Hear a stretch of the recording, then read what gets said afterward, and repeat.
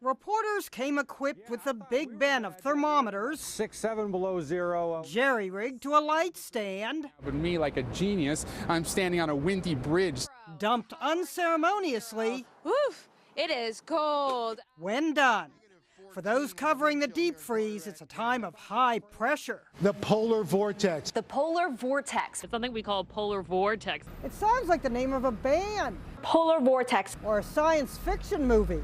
The polar vortex. Or, BuzzFeed suggests, maybe a roller coaster or a brand of aftershave or a new term for a brain freeze. For some of us, the term polar vortex may be something to curse about. How cold was it? Cold enough to make eyes water and noses run. I feel like my nose is running and I'm not going to be aware of it. No, it's your eyes. So forgive Carson's me. leaking. Cold enough to show off props. Woo! Well, here's a hamburger and a steak. We left it out, and in about 15 minutes, frozen solid.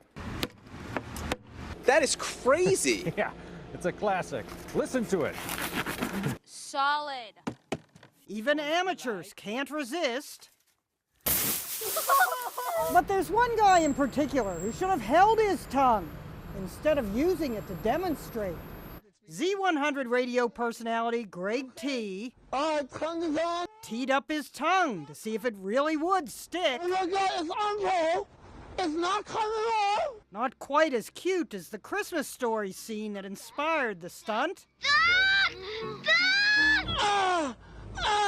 Greg T finally got his tongue untied by pouring water over it.